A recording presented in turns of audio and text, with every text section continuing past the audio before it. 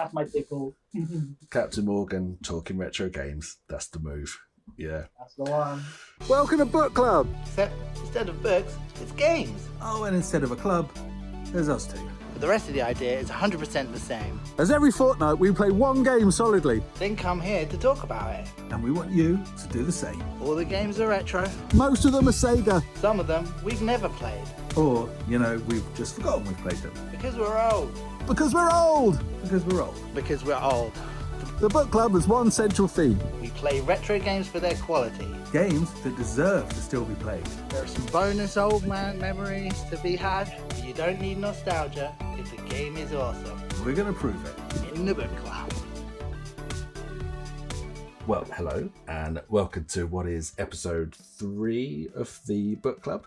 And I've counted. yeah, very excited to be back here. I'm Bedgell, and this is Dibbs. Say hello, Dibbs. Kids away. Oh, man, I just stole your move. This is your move. I didn't do that. Outrageous. Yeah, how you doing? Oh, I'm very well. You're good, Sal? Well, I'm absolutely roasting to death. In Yeah. between us sort of first coming on this call, I started out with a t-shirt and this sweatshirt. I've now stripped down so it's just the sweatshirt. I'm still roasting hot. Halfway through this video, it may get raunchy because It's This- a fine looking change of attire there. I've had to change as well. I did have a top with an arcade stick on the front, but now I'm rocking the Capcom 40th anniversary thing that you got me from Japan. well, let's have a sneaky look at the back because I think that would have predated the. Oh, hello, here he goes.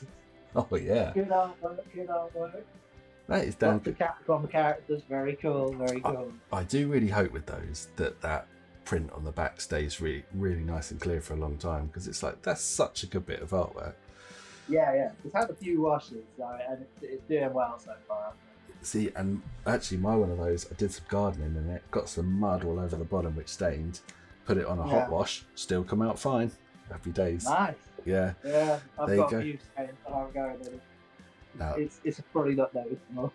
you don't get care tips for your merch in any other podcast, let me tell you that much. This is some high quality entertainment going on right here. Well, we have got a lot of stuff to talk about today, and obviously we've done a little bit of pre-chat, and man, we've got a lot of ground to cover. So, do you want to dive right in? Tell us what we're covering today. Okay, here we go.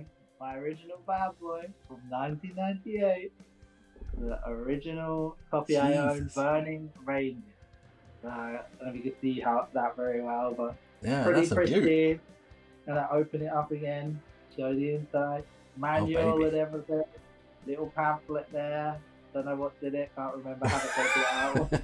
It's but yeah, no, it's fresh from '98, fresh as a daisy. It's perfect condition, really.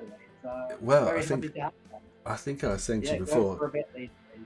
that one would go for an absolute fortune because what we talked Probably about would, before, all the complete in box collectors all over Twitter, they love a pamphlet. So, game excellent, box brilliant, Yeah. manual sends them into raptures, pamphlets. We're in orgasmic territory That's where right the there. money goes. Yeah, exactly, That's the money shot. yeah. How Yeah, is but it? no, actually, yeah. So, like, I was gonna say that so my copy, I got it back in the day. Dixons were having a clear out, 10 big ones. 10 quid. I also got so they were getting rid of all their Saturn stuff, and I just so happened to walk in. Dixons in Brighton it was, and I was like, oh my goodness, there's like a shelf full of Saturn stuff for like literally nothing. So I think Burning Rangers was like the most expensive one, but I also got Sega Aging for probably for like I think it was like a $5 or something like that. And then I got Quake as well, which is probably like maybe I would guess like six or 7 quid or something like that. But I also picked up a little something that I gave to you. And I was gonna say, do you remember this occurrence of what the game was? It wasn't like filthy, was it? I take it it's a Saturn game, not some kind of joke present. Yeah. What? I'm talking about that. I don't know where your mind is right Listen, now. it's Tuesday night over here. I'm feeling randy. No, what was it? I don't remember that. It was a fighting game, very good one. La Bronx, if you remember that. Well, That's weird. I remember owning it, but you know, like we were chatting on the last video how like I never got anything first. I seem to remember Last Bronx being like one of the games was like, oh, I feel kind of special because I've got Last Bronx and no one else has got it. Yeah. And it's like, and you got it. Well, I got don't remember it that for at you. all. I didn't actually own it myself. I just thought like, oh, that's a good game. You'll like that one. Oh, what a generous old soul. Yeah. Yeah. So that's the one I grabbed for you because I couldn't let all those deals go to waste. I mean, it was like they were literally did not want the Saturn in their shop anymore. And they were like getting rid of the lot. This is the irony of the Saturn games. It's almost like the curve is kind of inverted, isn't it? You know, PlayStation games have obviously gone up a lot as well, but they never quite hit the depths of Saturn games, but they haven't hit the same heights either. And it's like, yeah, it's inverted. I mean, obviously we'll come to it later, but that's very telling about where the market actually was at the point Burning Ranges came out. But yeah, I think it was like about, I think it had only been out like 2 months or something. Like it was like a couple, it was not old. That's they bizarre. literally must have just got the instruction, get rid of it. Yeah, So, but game not old, but obviously very late in the life. But before we launch into that, let's just talk about the game proper. So obviously we've both been doing the book club thing. We've both been playing it, like had a good proper delve into it for the past couple of weeks. I mean, how have you found it? I know you were a fan at the time. How's it now? I really loved it. It was brilliant fun. I had a great time playing it. It was just like, I mean, like the things that I remembered from before, I couldn't remember it massively well. I could remember a few of the bad points, like stuff like the underwater sections, which were really hard to control and stuff like that.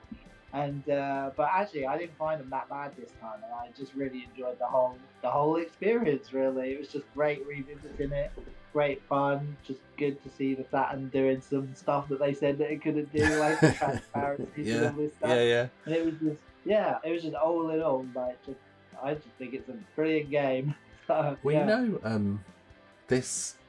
You know this, but obviously, like this was my first time, so my Burning Ranges virginity was popped for this experience, and with good reason, because by the time I guess it probably would have had the opportunities to pick it up earlier, but my mind was elsewhere. By the time I kind of came around to the idea of wanting it, it was already expensive. So it's only really since when did I get the Fenrir? Last year or the year before?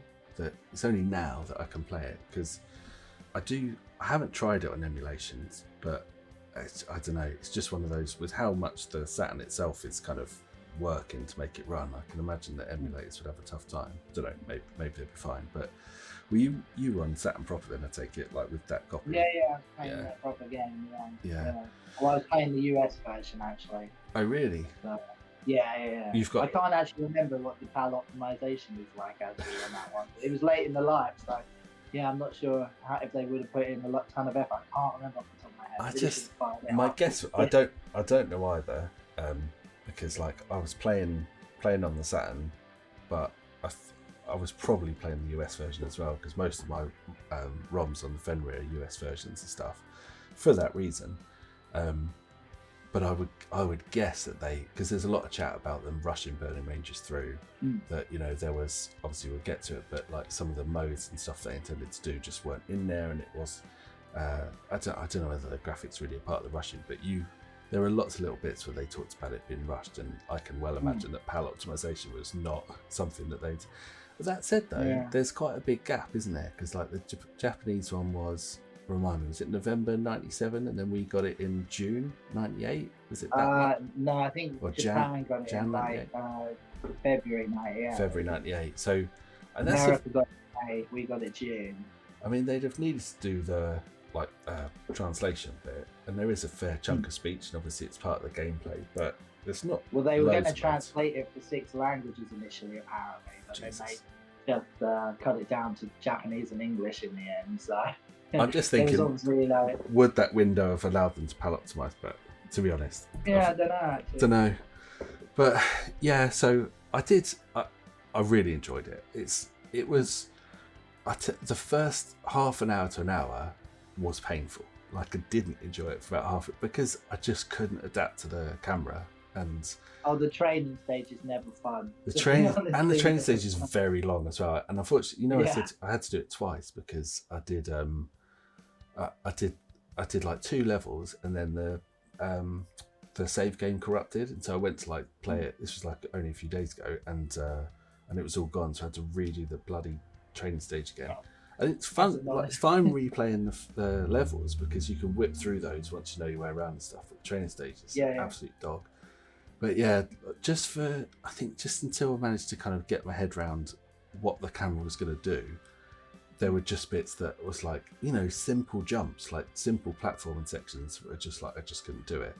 And then it clicked. And then I think once I'd done the first level and kind of painfully clawed my way through it, I then replayed it and just got it and got like the flow of it and stuff. And I was reading actually, in like some of the reviews, something that I'd never, I hadn't played it before, so I didn't know, but just talking about how the idea is the replay.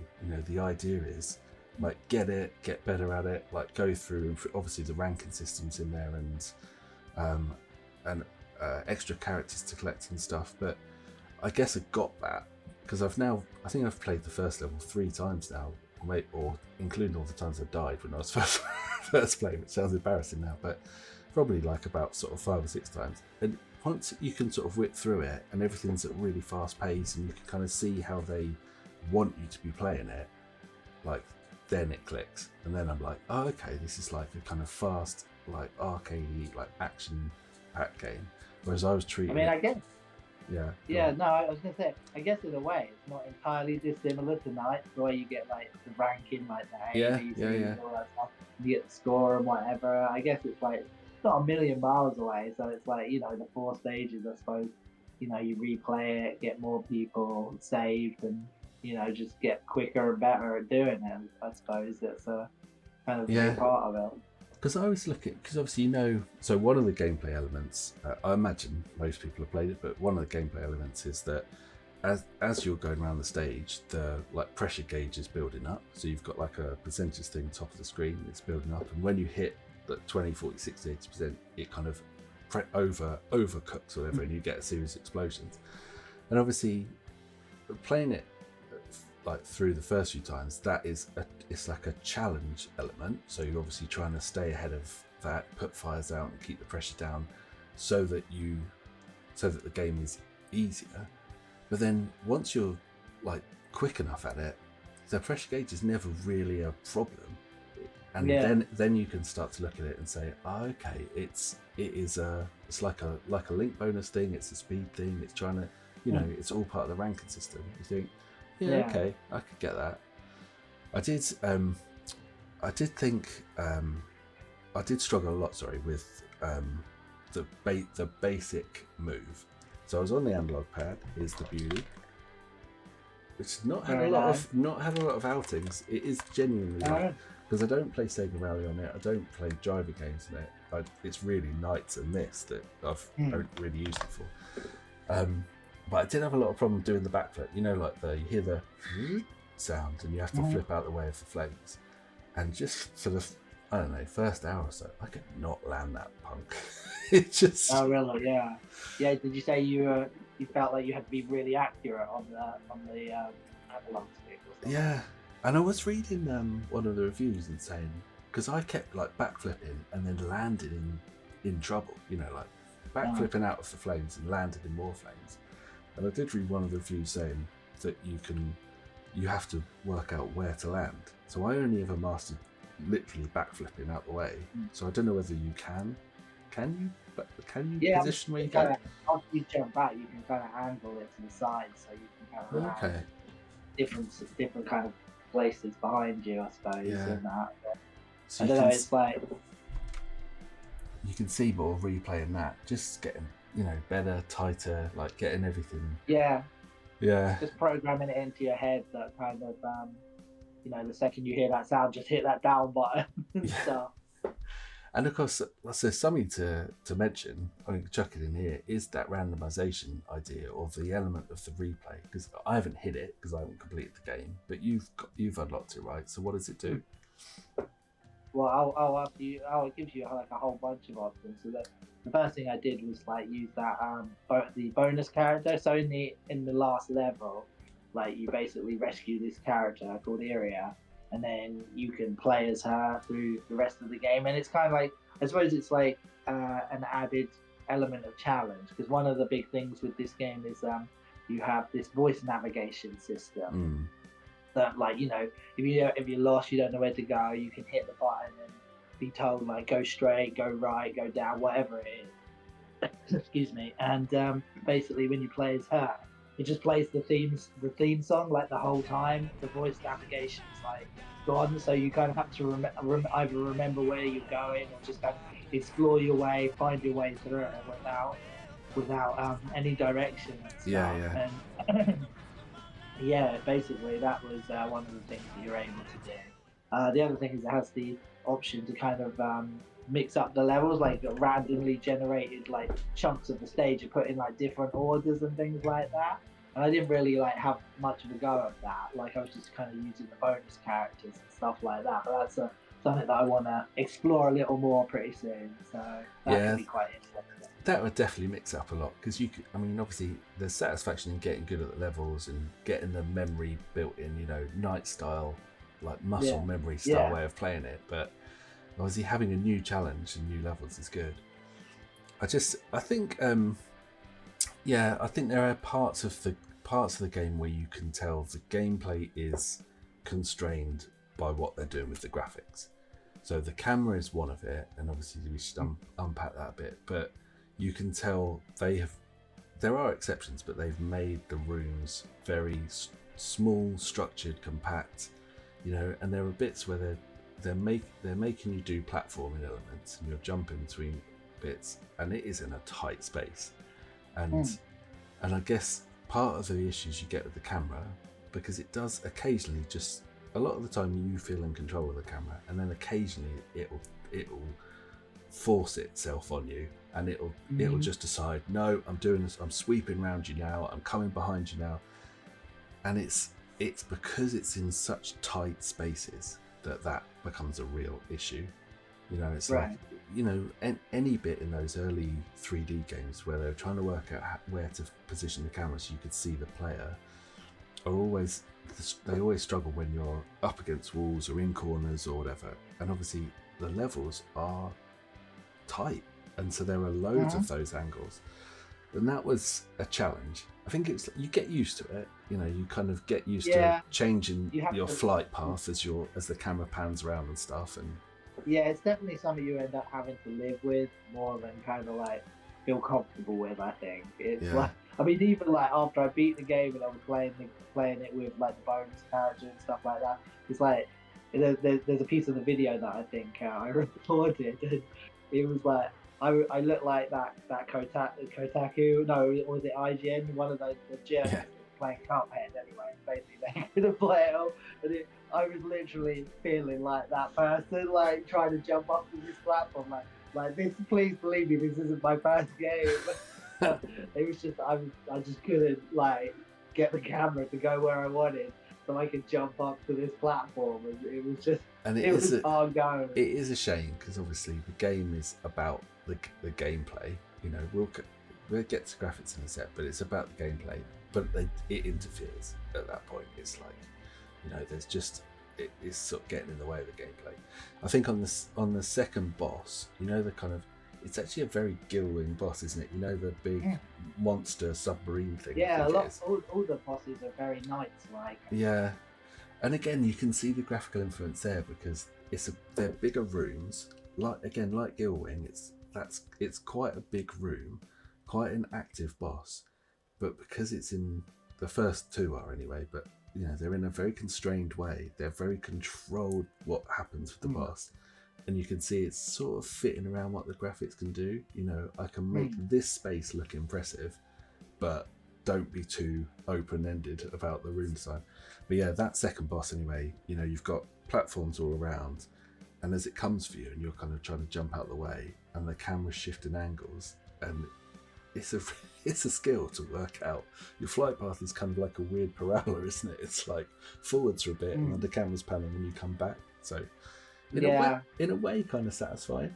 when you land it. You know, it's like Yeah, and at least I think the bosses weren't hard enough to kind of really add too much to the troubles that you're already up against. Yeah. In a way, you know, they were quite reasonably, you know, like paced in terms of difficulty and stuff like that. It was almost like they were like, oh yeah, we know you're going to be struggling to see what's going on here, so we won't destroy you too bad or something. But yeah, it's true on that second boss. There's a like its attack pattern is it will attack, but it's almost as if they have built in a pause to allow you to get back on the platform because they're assuming you'll have screwed it up, and it's like it did really remind me of that fish in Nights as well. Do you remember where there's like a pillar of water and you kind of going through the middle? It kind of I forget the name of him. Like it did very much remind me of that. Like I know it's like you're playing it different, like, but the actual fish boss kind of like had a similar feel about it. I feel like the mechanics behind how they've programmed the bosses, they've borrowed a bit of code. I mean, it's the same engine, right? It's the Knights engine, like that's. I mean, the third boss is like totally like, you know, the big round singing woman in Knights. Yeah. So you kind of throwing down the corridor. You're basically going around like a corridor, very similar to that. And it was like, to be honest, I was a bit confused by that because I felt like I was getting hit a lot, but I wasn't dropping any of my gems or whatever those things are. The diamond crystal thingy. Yeah. But like, it was just kind of, you just kind of charge at it until it basically dies or something. But it did very much remind me of that singing woman. I forget her name. What's it? I can't remember. I tell you what though, it's funny you mentioned about the crystals. So obviously one of the gameplay mechanics is you collect crystals and you both use them to like power transporting the sort of innocent people back out, and that's part of the completion of the game. But also they act like Sonic, where they are your shield, and it's like if you lose them, they scatter just like the rings do. Sorry, get my games confused. Rings do in Sonic, and you can recollect them, but you don't get them all. I mean, it's deliberate, right? It's like an homage to the way Sonic works, and it's quite. Totally, yeah. I mean, the way I described it is it's like, you know, it's like Sonic. That's the way to describe it. It's a Sonic mechanic, and I think that's quite cute. It's like, I don't know, you know, it's nice. It's a nice feeling, and to recollect them again did feel exactly like Sonic. That frustration of seeing your hard work scattered and then piecing them back together. Super annoying. And when it's super annoying and you like can't get back to them and you still end up with none, it's like that same kind of like, oh man. The number of times I've just seen the ones I really needed, like either the one to get enough to teleport someone or just the one I needed to get a shield disappearing through a door, and you're like, bastard. Yeah. Well, I think it's the third level. You're in like a space station or something. And basically the side of the room basically gets ripped out and kind of like there's like a vacuum, kind of like in the end of Aliens. Yeah. And like basically I swear like all your gems are like getting sucked out. It's like so gameplay wise, it's a definite thumbs up. It's not perfect. Like the mechanics sometimes get in the way, but it's interesting to compare how you felt back when you first played, because I'm playing it fresh now, and to say I still really enjoyed it now, and like all these games, there's no rose tinting, there's no like, you know, sort of trying to make out like a game because it's like a retro game. It's either good or it's not, and this is still a really good playable game. But in '98, how did it land for you then? Oh, I mean, I loved it. I thought it was great. I mean, like I didn't have it first. Like my friend Chris, like got it first. I think he got it pretty much like around launch or something. And I was like, I don't know, I got to get this game pretty soon. So I was really hyped when I found it for like a tenner or whatever, like a few weeks later. So yeah, it was amazing. But like, I definitely remember, like, I mean, like one of the things that I guess had stuck with me, like I was saying earlier, was the underwater sections. It was such a nightmare. It was like so confusing and stuff like that, and it was like I definitely remember getting stuck for like quite a while at one point on the 4th level. I think there's a quite an extensive underwater section, and that was like a real memory that stuck with me. It was like in isolation to the rest of the game, I suppose. And I just remembered it like being really fun, really cool. and it was like, you know, and it was like nice, like, you know, like Yuji Naka said that he wanted to do a game from a different angle, like it's all about like heroism and stuff like that, rather than like the killing, like everything was killing and all that sort of stuff. And like, yeah, it was really a really cool angle, I thought, that he kind of took with that game, and I think it worked really well. And yeah, I mean, I was a big fan of it even back then. I mean, it was tricky. I definitely remember there's a flying section with like the spaceship that you're in towards the end, and I swear I remember at one point like dying on that section and then having to go back to the beginning of stage 4, and I was like, oh man, kind of thing. But yeah, actually, because some of the respawn points are brutal when you're a noob to it. You know, I was getting, well, this is probably level 1 where this happened, but I was getting quite far in and going a long way back. Just right, yeah. But yeah, but thankfully this time with the spaceship bit, I was kind of mentally ready for it, and I managed to get past it without losing a life. So I was like, yes, I must be better at games than I was when I was like 17 or whatever it was. So it was good. Before I go on to the next bit, we just got to go back a little bit and just check out that if Chris got it near launch, what we're saying is he paid full price and you got it for a tenner. So I mean, sucker. My dear, that's not as bad as what Larton did to him. We're after reading about the price of Panzer Dragoon Saga very shortly, you know, after the Saturn's demise, it already seemed to be high. And so he went and offered Chris like 20 quid for it. I'm telling him that it was already being valued at like 120 or something. But he was bang out of order. It's out of order, but it's a good move. Yeah, I mean, in today's cut and thrust, if someone on eBay was selling that for 20 quid, you'd take it. Yeah. Well, I mean, let's before we go completely off it, let's go to graphics, because, you know, we talked about the camera and said like that's getting in the way sometimes. And, you know, back in '98, it was a big talking point for the game. It was definitely stretching the Saturn. And so, I mean, let's talk first about what it does right, because it definitely does some extra bits. The lighting effects, the Gorad shading. I mean, yeah, really good. I mean, they're looking pretty, right? Yeah, I mean, the whole lot. I mean, I like the design of it, like the characters, like the whole aesthetic of it was really good, you know, and like, yeah, like you said, the lighting effects, everything looked really good. I suppose like the only negative was that it was ticking over like you know, what was it you read, between 15 and 20 frames or something like that. I would say like, you know, it feels like 20, but it's not smooth either, is it? I mean, there are times where it's like definitely 17. Below. Yeah, but like, you know, considering it was doing things that the Saturn wasn't supposed to be able to do, and obviously the big thing is the transparency effect. Yeah. So, and we were both obviously reading about that in as part of the kind of gameplay. And did you read that article I sent you over? And it's like, one of the things I didn't realise was to achieve that, and they are, if I read it right, they're true transparencies, and they look good, they're effective.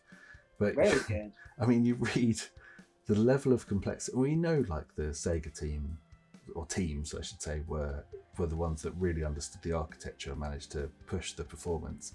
But you read how complicated it was and how many tricks they were pulling to get those transparencies pulled off. And the stat in that piece of reading was saying that it's like to have the explosion on the screen was basically using up 25% of the polygon count. 25% was the game of essentially the hardware resources. It's like, yeah, it was like 12,000 polygons or something, and then like 300 of them was on the transparency layer or something. Yeah, and it's just like, I mean, it's nuts. It's effective, but then you go back to what they did with the rest of the levels. There are big rooms.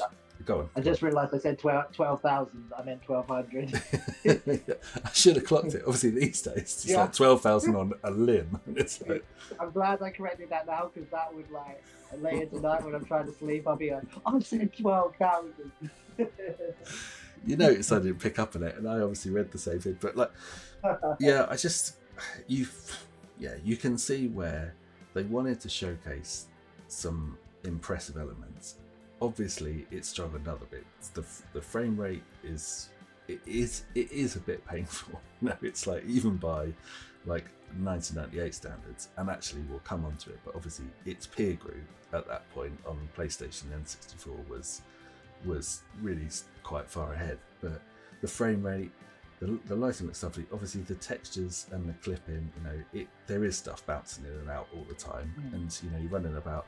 Again though, and I did read someone say this, when you play it at full lick, when you get used to the game and you're ripping around like shooting stuff, you genuinely don't notice that stuff. That is not, none of that is an issue. It's like, and the transparencies are like so much else going on, and you're kind of, it feels like you are in these like abandoned almost places that are kind of burning down and having these issues. You expect expect the darkness further on, so as you approach and stuff kind of clips in or whatever. Yeah, it's like, it didn't really make me think like, oh, that's popping. No. It was kind of like, I'm heading into the darkness, and because I'm getting closer, it's like these things are becoming visible. Yeah, that's so true, because in fact I think in the CVG review they picked up on that as well, saying it's just part of the wreckage, and it is true, when big bits of wall just flash in and out, it's like that could happen, when you're in us. But oh god, what was the thing I was going to say? Yeah, but what's it like? Silent Hill, with the mist effect and stuff, and it's great. Yeah, fog effect, and it's you don't really think that's a downside of the graphic. It's part of the gameplay. So good developers, they ride with what they've got, Yeah, it was very, I thought it like kind of added to the atmosphere, really, and stuff in a way. Yeah.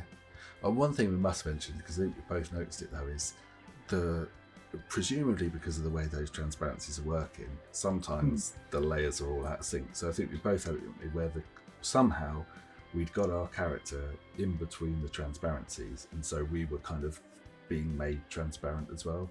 So we'll show it if I can find the clip, obviously in the video playing. Well, it was actually the character that I was saving, I think, in the picture. Oh, yeah. So he kind of like had a transparent thing in front of him. So I don't know if he was like a further back layer. The transparency layer was in front of him, and then what the layer that maybe our character was on was like in front of the transparency layer. Because one thing I noticed with it is that the shadow of the characters are like cross-hatched.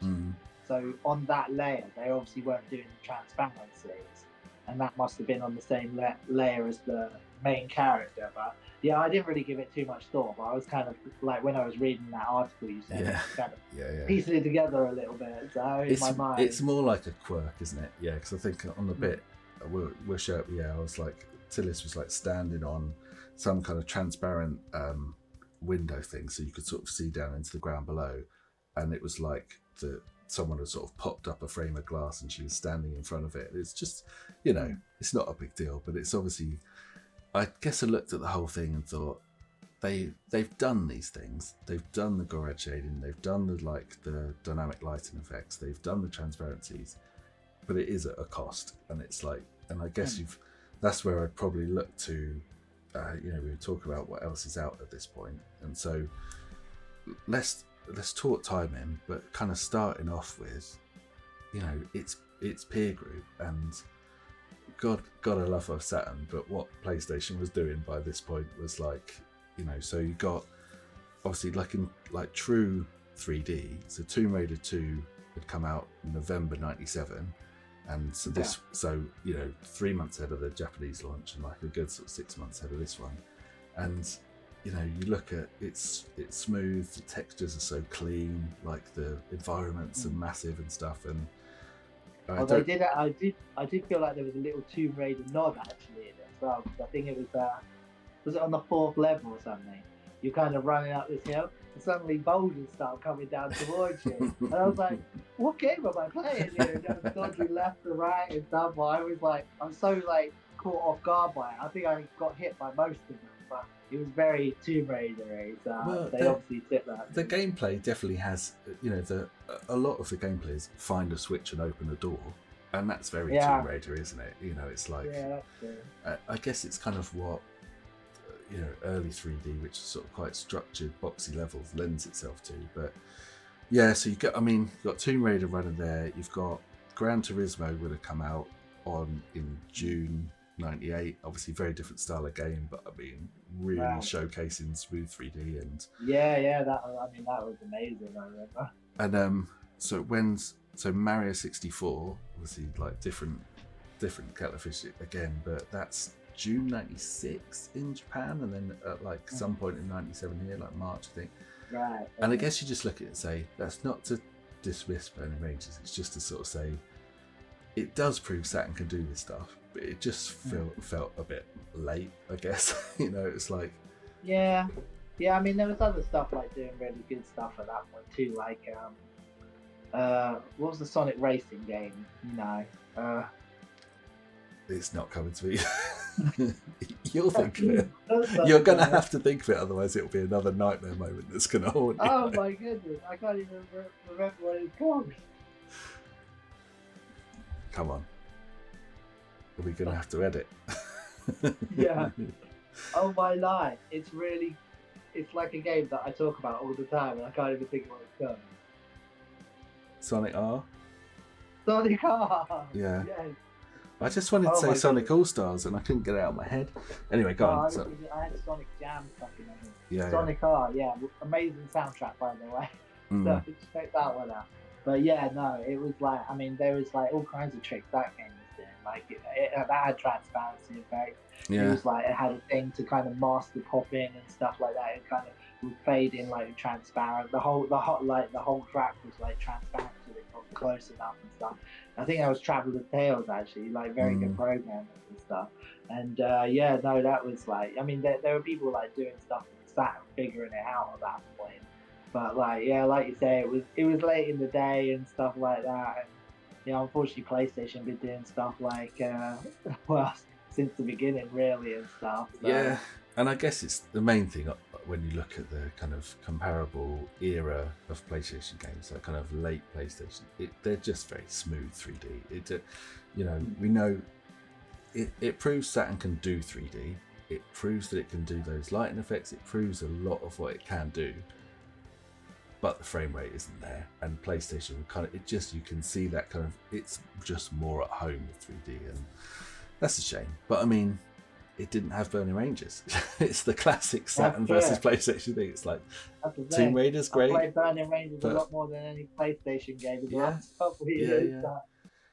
It's interesting actually to make that gameplay comparison, Tomb Raider to Burning Ranges, because Tomb Raider obviously like a massive franchise, never going to do it down, but it's almost as if Burning Ranges takes that kind of, all right, this is how we do 3D, we run about, we solve some puzzles, but then classically Sega, it adds massive explosions and like what is effectively a laser gun and like some excellent Japanese anime. Do you know what I mean? It's just more fun. So yeah, it's definitely fun. What you struggle with I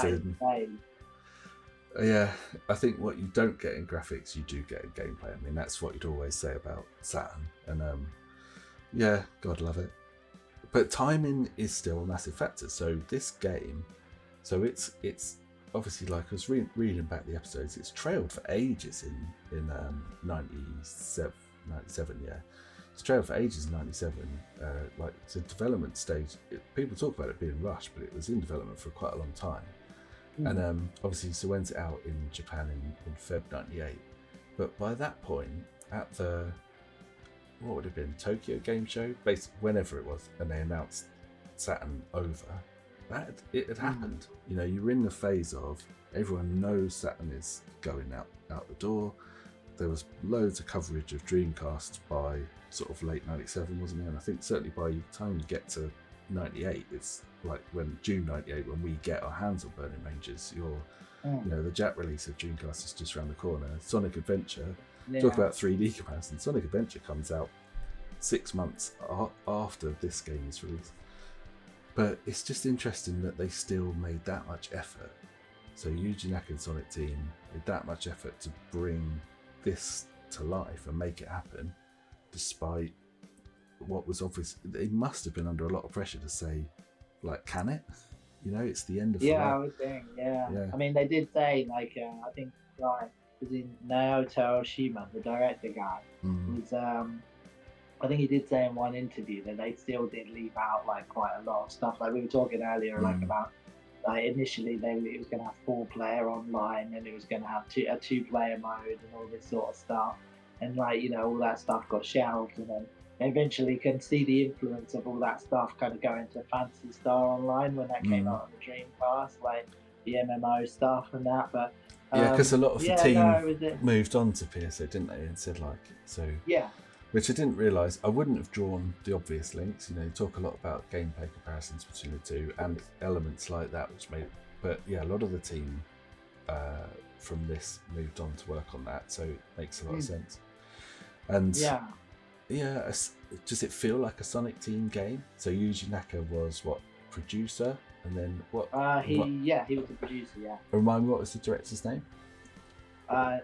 Don't make me pronounce it. This is why I'm doing it. I glossed over that earlier. But I'm just going to have to keep asking you to name all of the crew, just so you have to handle all of the names. I'm not good at Japanese names. Well, who is? But yeah, so like, I mean, I often wonder with that producer relationship, because he's not, he doesn't get a game dev credit, and he's not. So who knows to what extent he sat down with the lead designers and the programmers and was kind of actively like pushing through elements. But same with Knights, and he obviously gets the credit as like his brainchild, both these, and that's probably fair, and that's the role of the producer, to make the game happen and bring it together. But yeah, director for like, so what's his name? What's his name again? Naka. No, the other director. Naoto Oshima. So you're getting better at it. So yeah, he's same director for Knights as well, isn't he? And and yeah, so you can, so you think they must just be a tight team. They'll obviously, to what extent Yuji Naka's involved in the actual game development, you don't know. I'm sure it's in interviews and stuff somewhere, which I'll look up. But you can. Well, yeah, I mean, from what I read, his imprint would be in there. But from what I read, basically, those guys, they did Nights, they did Christmas Nights, then they did Burning Rangers, then they did Sonic Adventure, then they did Phantasy Star Online. And obviously, people are going to come and go a bit, but it sounds like they had like a core group of people who were together for most of that stuff. So yeah, they would have been pretty tight knit, I would think. It's do you remember me talking to you about I did that video, which obviously will be on the channel at some point, about Ranger X, and a big thing you see in the development of that game is kind of like you've got the Wolf Team people that had worked on like a lot of other big titles, and had sort of built up a bit of profile by then, and you see the core development team like move from Wolf Team into what became what's the name, Next Entertainment, I think it was, that creates Ranger X, and I think it's the only game they actually sort of fully produce before they then move on to another company. But you see the core game around that time, in sort of early to mid 90s, was this small group of developers. So same on this one, there's like 4 main developers on Burning Rangers. Obviously there's probably a massive crew, I'm sure, but 4 lead developers.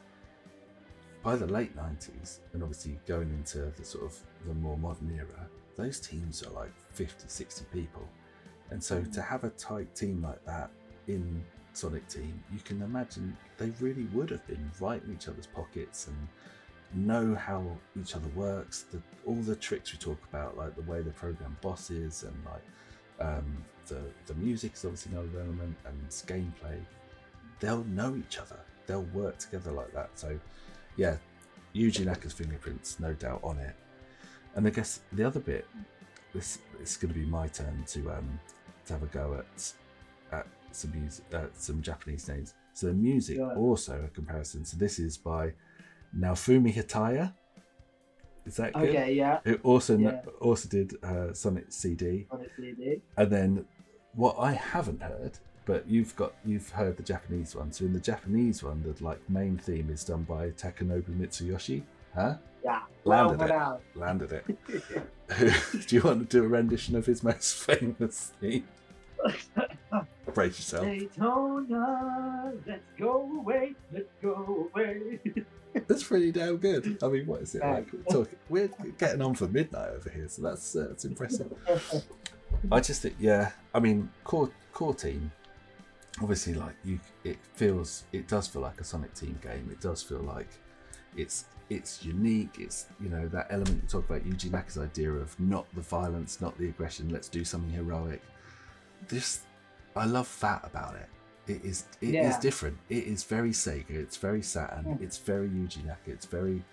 It's just so different what they were trying to do. You know, it's interesting. He still kind of is striving to kind of like, well, I say that. I know he's in some trouble. He's in some hot water at the minute, but we won't go into that. But like, you know, even that last game, I know he got trashed, like the Balan Wonderland and stuff that. He was just going for like a different angle, trying to keep things simple, like one button execution and stuff like that. Yeah. But it's like, you know, he likes to go against the grain. He likes his different things. Yeah. And what's the Wii one with the egg? I've only played it briefly. Billy Hatcher. And you think, you know, I think it was GameCube. Oh, GameCube. I can't say. Oh yeah, I think I've played it on the Wii through the but I can't say I love it. But again, it's not like anything else, really, is it? You know, it's like the core gameplay mechanics. Yeah, so it's very good. I think so.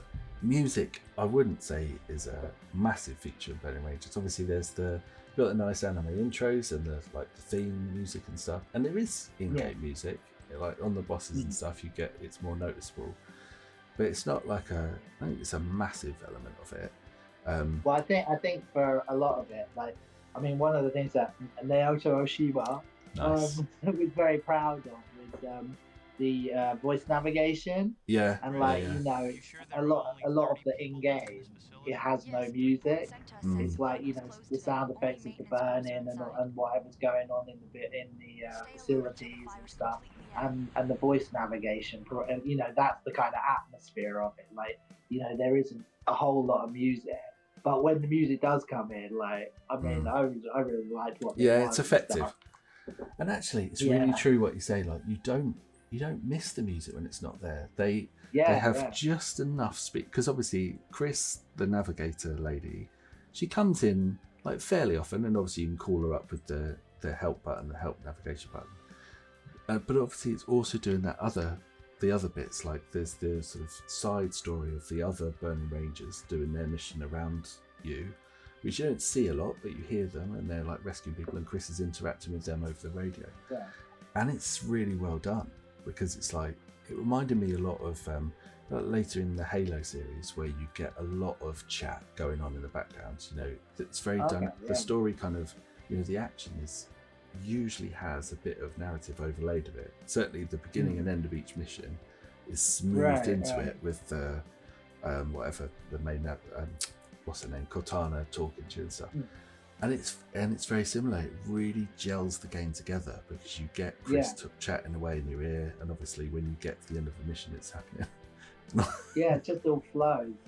Like you say, I didn't really even clock it, I suppose. No, me neither. Not until you just said it. I was just laughing then, obviously, because I just thought, talking about storylines reminds me of the classic with Tillis and the dolphin, where Chris takes it in her stride. In fairness, Tillis is basically telling her she can speak to dolphins and wants to escape with the dolphin, and Chris is just like completely non-reactive. You know what it reminded me of? You remember Jaws 3, when they're, like, you know, that underground theme park stuff and everything's going mental? It's like, I was getting Jaws 3 vibes. It's a good show. I actually read a little bit in I think it was Sega Saturn magazine Japan version, where they've got quite a lot of developer interviews, and the guy who programmed, it was obviously one of the core team, I can't remember which one, but the guy who programmed that bit, he seemed to get really giddy about the dolphin. He was saying how much he enjoyed programming the dolphin, and how now he wanted to make a dolphin game, and it was like, dude, the dolphin's in it for like 2 minute. It's like, get over yourself. Maybe he was the guy who got the killer whale in Sonic Adventure. It could be. So, because that's a little nugget. I mean, I've read this. I haven't sort of fully verified, but I understand that Sonic Team were working on Sonic Adventure at this time. So I think in the magazines it talks about Sonic Project, which would become Sonic Adventure. So, Right. but they were apparently working at the same time. Which of the team were working on both? I don't know that detail, but it's like you do think maybe it's obviously a very different role that the killer whale plays to the dolphin, but maybe. Well, no, weren't there on that level, like out in the sea, like dolphins jumping through hoops or something? Yeah. I kind of vaguely have a recollection of that. I might be completely wrong. I thought I was just getting this idea that he's like, he's probably a really important programmer, but like he's just the intern boy, and they're like patting him on the head, going, what can we give him to do? Make another bloody dolphin or something. I don't know. Yeah. How are we going to fit a dolphin into a firefighting game? I did think it was impressive. It's like, in terms of storyline, what stuff should we set on fire? A factory, a petrol station. It's flammable stuff. What have we got? I know, an aquarium. It's like, Yeah. There's a brilliant bit as well where they're explaining. I guess they're trying to explain like why there's more to it than the tanks that've got animals in, and they're going, it's an aquarium by day, but at night it's a theme park or something like that. Like, this is. Was it like the theme park is up the top or something, and these things are happening underneath? That was why it triggered Jaws 3 in my head. Yeah, which I like. It just felt a bit like, I don't know. I like the fact there is a story, and I do like that continuity, that thread. They sort of, it just moves along. They don't force the story on you, but I can't say it made a huge amount of sense to me. It just sort of happens. Yeah. Well, I mean, one of the things I was saying earlier was like the characters like have backstories that I didn't actually necessarily encounter in the game, but I read up about it. So like I played a lot of the game of Show, the guy character. And like, I feel like if I didn't read his backstory, then some of the stuff in the game wouldn't make as much sense. Like, because like basically there was a whole thing in his backstory about how when he was younger, he got rescued by a burning ranger, so he wanted to become a burning ranger. And on one of his missions, someone got left behind or something like that, and it was very tragic, and he never wanted that to happen again. And I feel like in the third level, it was referencing that. Because like you basically get to the end of the level and you have to rescue this one particular kid, and he's kind of saying stuff that kind of like, like connects to that storyline. But like, I didn't encounter that storyline necessarily anywhere in the game unless I missed it. But like, because I'd read it beforehand, I kind of realised what he was kind of nodding at. So, did you read Tillis's? Because there's definitely a bit in the aquarium level where she's saying things along the lines of, I'm not going to leave them behind. I'm not going to do that to them, and things like that. Something to that effect. So I'm guessing that's kind of linking in. Similar kind of stuff. Yeah. I did read hers, but I actually can't remember. I was sort of like, because I was playing that guy character, I kind of acknowledged his, I suppose, a bit more. So. But that is probably deliberate. The idea that it's not in the game. It's probably deliberate. We'll take a bit of a gamble here because this is not pre-prepared, but just in the manual, is that stuff in there? Because obviously I haven't got the manual to hand. Like, maybe. Because I'm just thinking, you're going to make me get it out, right? I'm going to make you get it out. Obviously, the rest of my family listens to this now. Late at night, me saying to you, I'm going to make you get it out. Oh man, I'm scared to touch the thing. I mean, how much is the manual alone worth on this game? Well, in that condition, a lot. Don't wreck it. You know what? I've literally opened it up on a page that has the character profile. That's nice. All the different characters. Yeah, they're all profiled in here. And you could just think that's what they want to happen. You're meant to read the manual. You're meant to know that, and like. I'm going to look very old for this. Let me just get Tillis. So Tillis's parents perished in a fire when she was an infant. She was raised in a government facility, became a candidate for government experiments to produce super strong humans. Wow. Tillis volunteered for experiments and indeed became an extraordinary athletic, but a heavy price is severe memory loss. Oh, you got to have memory loss. Wow. So she was accepted to Burning Rangers due to her incredible physical capabilities, even under harshest conditions. Bright, happy, possessing the heart of gold, one of the most popular Burning Rangers. So, yeah. Wow. There we go. That's impressive. Very I interesting. love how there's just a lot of elements in there. You can see them sitting around the table going, "Oh, she's got to be fit. Okay, so she's superhuman. Okay, she's lost her memory. All right, dolphin boy, you go back to doing dolphins. All right." Yeah. But it doesn't, yeah. But isn't that great though? Because again, that often a lot of people eulogize about the age of having manuals and stuff, but it's like getting a map in Zelda, or or having the moves for Street Fighter in the manual. It's they having that integration between the media of like the manual and the game and stuff. That's cool. I like that. Yeah.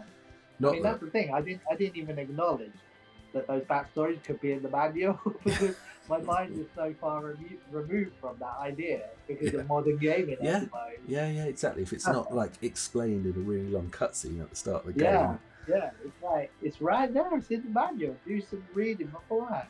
That's the thing, because like when you buy a game when you're a kid, you got that drive home and you go through every single thing in there and stuff. Yeah. And it's like, yeah. These days arrives through the door from Amazon and you're like, well, or you download it and it's like, Even that's archaic. yeah, live in the now, dude. Midnight or whatever, or pre-downloaded it or whatever. Who's using the post, Grandad? Yeah, I know. How old? I'm also laughing because I like the way that your background research for the game is to understand the story's back character. Mine has basically consisted of working out that the actress that plays Tillis is in an episode of American Dad. Yeah. And you're like, and I'm like so proud. Interestingly, the actress who plays the English, or the American version of Tillis is in American Dad, I should point out. I did read that there's a good bit in that Sega Saturn Japan magazine actually where they do, they've got the developers obviously, but they do interview the voice actors as well, and they were really into it. And the Japanese Tillis is saying like how she's talking like Robert De Niro or something, like, yeah, I really inhabited the character. I wanted her to be cheerful and happy-go-lucky. And I'm like, wow, you've got about 5 minutes of dialogue. You're kind of overplaying your part, but it sounds like she'd actually nailed it because that's exactly who they wanted Tillis to be. Although if she was really inhabiting the character, she'd have said, well, how did you go about this? She'd be like, I don't remember, because she's got memory loss. See what I'm saying? Yeah. Good one, yeah. That was a good move. I mean, so obviously key element of the book club adventure is whether you would still play it today. And for me, it's an easy question, but you just did. Yeah. But I mean, I'll tell you what. Yeah. I really enjoyed it. I literally, since we've been doing this, I got a PS5. I have not turned that thing on. Same. It's and I ain't missing it. I've enjoyed these games way more than this is the only thing. Stuff as you know, obviously, I've got Final Fantasy VII Remake sitting in my PS5, and you've completed. I'm trying to catch you up, but I can't see that happening, to be honest, because we're just doing this, and I'm not missing it. I got that game Stellar Blade. It's I can't remember how far I got into it, but that ain't happening anymore. No, and I am, as well as obviously doing these, I've got doing the little. I'm doing the chat, some of the challenges on Twitter, Splash Wave Racing and the Mega Drive challenge stuff.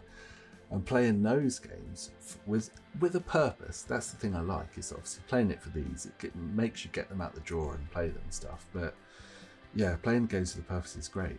And I mean, so the current racing challenge is Micro Machines Turbo Tournament 96, and I don't think I've played that one back in the day. Played 1 and 2, but anyway, but it's so good. It's just oh, it's amazing. It's ridiculously simple, but it's so good. And what's the other one? Oh, Gunstar Heroes. So that's another brilliant game to get out. Maybe one that we'll do on here at a future date as well. Yeah, I hope so. I look forward to that one. I mean, I said it about Burning Rangers. It's a game I've wanted to play for a long time, so I was glad to have a reason to play it. But yeah, I absolutely loved it, and I'm glad will play it again because I've still yet to complete it as well, so I'll see it through to the end. But yeah, it's to the point where now I've played it and get it. I could see us kind of both getting it out and having a bit of phrase make me laugh. Both getting it out so immature. and getting into the score challenge side of things, obviously the way, you know, you did a bit with well, you did a lot with that thing, but Phil and Chris did obviously as well. And yeah, I could see us doing that on this, but definitely worth playing. You can't overlook that the graphics do make it struggle at times, but overall it didn't impact the gameplay. It was fun. No, once you like zone into it, you kind of like just, you know, doing your thing in it. It's like it goes further back in your mind than you know, it does when you first start it. I was just going to say one thing about it, actually, because it's funny to say that almost word for word what we're saying now about it, like, what is this, 24 years later? How's my maths? 26 years later is what the reviewers kind of said at the time. Like, I think Sega Saturn magazine, like UK one, could give it like 90 or something, but then it had been hyping it up for so long, I can't imagine it would ever have given it anything less. But Okay. you know, I think CVG was like 4 out of 5, like 80%. I think Edge, not that I ever trusted or respected Edge, to be honest, sorry to everyone that does, but I think also gave it 80.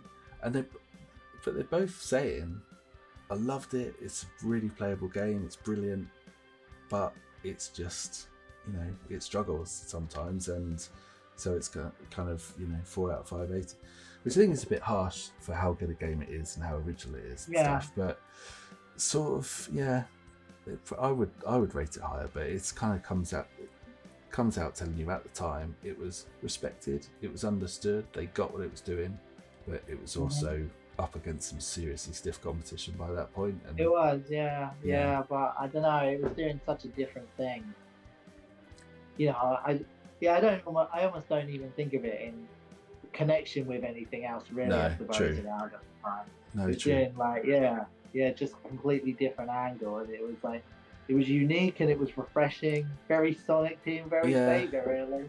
And although I wasn't playing this, you know, I was not deep into PlayStation at that point. I think Chris had one, and like he had a few games in it to me. I remember we played a bit of Destruction Derby, and you had one, and like obviously we were deep into Final Fantasy VII by this point. Yeah, and stuff. Final Fantasy. And I loved a handful of games of it by that point. And later in the year, obviously Metal Gear would come along. But I was still, I mean, I think I always was, but I was still purely really interested in the Saturn. Like, the games were still keeping us going. Like, I mean, I noticed on my Saturn, like, it's actually got a date of when I got it switched, and it was around May, June or something, like 98, that I got it switched. So that was just like a whole nother chapter of games opening up to me. Like, I was just getting like loads of stuff on import, and it was like, you know, that might have been the end of the Saturn for a lot of people, but for me, that was like a new beginning. And it's like, you know, it was just, it was still going. Well, we were here in 2024. It's still going now. Yeah, it's still going now. I mean, it's been patched up a little bit, Triggers Broom style. It's like, I've still got my original Saturn, but it's obviously been patched up and modded, and you know, basically almost all replaced by now, but it's still going. And we were talking earlier actually about that, you know, in the Saturn era, because I didn't do the importing. That was more you and Martin's, and but I didn't really need to. You know, Alpha 2, Bomberman, Sega Rally, I could still today play those on repeat without a moment's hesitation. Totally. I do. That, you know, that is what kept me going through 98 really, into, you know, I don't know when I got the Dreamcast, but you know, I was playing those quite happily for that period. And I did miss a lot of PlayStation games that now I'm kind of coming to understand, but I just didn't need PlayStation. There was enough on Saturn for me to do. Anyway. I mean, I'd take Saturn any day over PlayStation. I mean, I love PlayStation. I love, like, some of those games on PS1 were amazing, but like, you know, my Saturn is always better than my PlayStation's set up sometimes. Admittedly, my PlayStation now is it's one I got off eBay, because I think back in the day it was my brother's PlayStation that I was playing, but so I got my own, and it absolutely stinks of smoke. Like, it's obviously like a smoker's had it, And I think I just put it in a box one day because it stank so bad. And I don't think it's actually come out. I think when I want to play PlayStation, I mostly just emulate, and it's like, no, fair enough. Well, I think we've covered our bases. I think we have. It's a great. I mean, it's a great game. Well, nice touches. Mail system. I'm just looking at my little list. Oh yeah. The mail system was a nice touch of all the people you save. Like they send you a little appreciative email, and there was actually just to shout out Knights again. Clarice, I didn't actually save them myself, but Clarice and Elliot are people that you could save in it. Yuji Naka, he's one of the guys who I did save, and we got him on video, so that was a nice little touch. Nice few bits there. I was just saying about little touches, because obviously that that is one of the things. So let's have a look. So. There was a bit where it's called Twin Seeds or something as well that you go in. There's a part, I think it's in level 3. Oh, okay. Yeah, it's in level 3. I'm going through some door and it says Twin Seeds something or other at the bottom of the screen. So yeah. I was just looking up saying about, because they do love their extra bits, obviously, and I was just seeing so one of the team was Norihito Kato. So he worked on Panzer Dragoon Auto and Gun Valkyrie later. But he was the designer of the A-Life Chow system used in Sonic Adventure. Chow? Oh, yeah. I've never really known. So, and again, you think of like just bonuses, just little things to put in, and that's with the email on this. I'm not sure if later on it serves a storyline purpose, but it's just fun. It's just like a little thing that's just thrown in there. It's a nice touch. I really liked it because it's like they put effort into coming up with little stories for all of the people and all the NPCs that you save and stuff. Yeah, nice touch. I like it. I do wonder what those NPCs are called in the Japanese version actually, because they do have some crazy like classic mid-American names. Like, what are they like? Mandy Jane and things like that, and like Brian Kempston, just things that sound like they're from like daytime TV soap dramas in America. It's just no, it's brilliant. I'm glad we've played it, and let's do a little hint, a little teaser for what's coming up next, because it's another one that I'm excited about. Moving on to one of the other big beasts of Sega development, actually. So where are we going next? Well, I'm very excited about this one. Virtual racing. That wasn't much of a hint. That was just basically saying. Oh, it's a hint. It's just a big hint. It's like. Yeah. So same. Very excited about that one because it's one that at the time adored it, and I'm sure we've talked about this before, but it had a narrow window because obviously, hot on its heels. Daytona sort of came in and swept everything away, and probably from that point on I've not really given it a lot of play in that whole intervening sort of like 30 years, so I'm excited to go back to it. So I'm very excited. It's got some good memories, good stories and stuff like that as well. It's unique on the Mega Drive in that it was first game to use the SVP chip and stuff. And it was just, I don't know. That was a big game to me, and I'm looking forward to it. So. I want to stray into the other bit. Was it the first £70 game?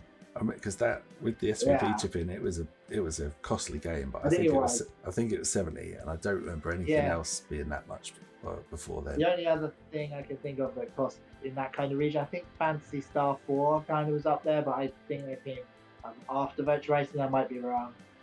Just a random side thing, those, because we've mentioned it, those Micro Machines games with the joypad bits built into them, were they really expensive? Like, they feel like they should have been. I think they were regular price. That's crazy. Codemasters is kind of, I don't know if they just sucked up the loss or something. I mean, they were huge games, but I don't think it cost anymore.